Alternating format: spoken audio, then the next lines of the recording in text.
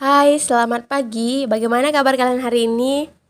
Kembali lagi dengan saya Mela Emelia. Di video kali ini saya akan menjelaskan mengenai materi kelas 7 semester 2 pada bab 1, yaitu ragam hias tekstil dan kayu.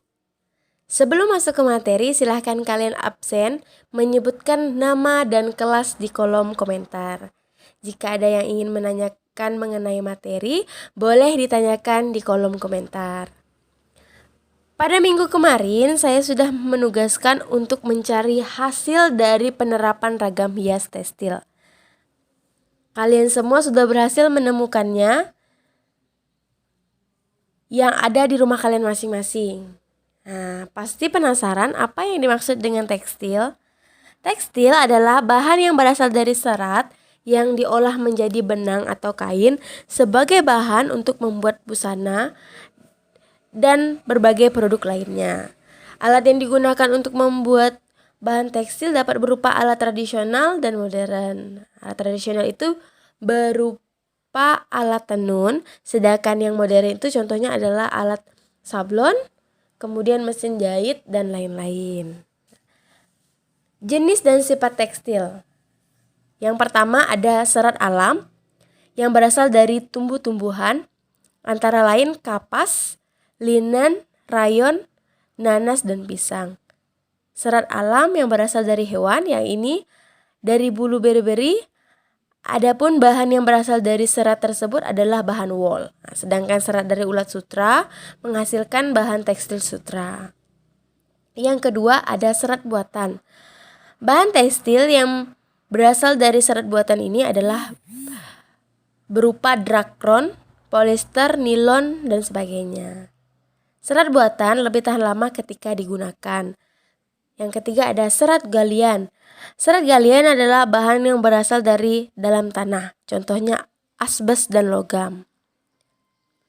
Benang logam dan benang asbes banyak digunakan untuk sumbu kompor minyak tanah. Serat logam lebih banyak digunakan untuk membuat bermacam-macam jenis benang, seperti benang emas, benang perak, tembaga, aluminium. Selain itu ada pula benang logam yang dilapisi dengan plastik. Nah, jenis-jenis bahan tekstil tersebut memiliki sifat yang berbeda-beda. Yang pertama ada katun. Katun memiliki sifat menyerap air, mudah kusut, lentur, dan dapat disetrika dalam temperatur panas yang tinggi. Katun ini terbuat dari kapas. Bahan katun ini terbuat dari kapas. Kemudian yang kedua ada wol.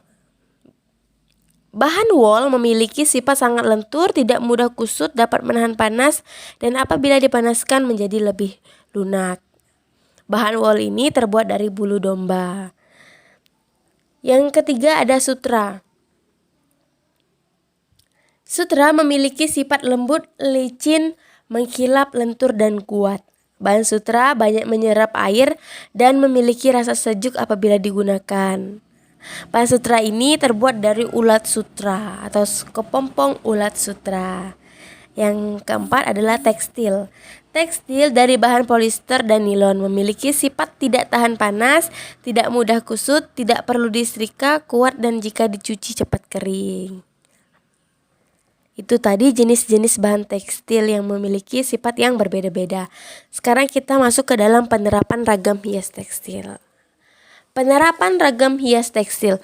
Yang pertama adalah membatik, kemudian yang kedua ada menenun, ketiga membordir, keempat melukis, keempat menyablon, kelima songket. Itu dia ya. Membatik adalah menggambar dengan menggunakan teknik tutup pada kain dengan menggunakan lilin atau malam dan canting. Yang kedua adalah menenun. Menenun adalah proses pembuatan barang-barang tenun atau kain dari persilangan dua set benang dengan cara memasukkan benang pakan secara melintang pada benang lusin atau benang lusi. Itu dia. Kemudian membordir. Membordir adalah teknik sulam dengan menggunakan mesin.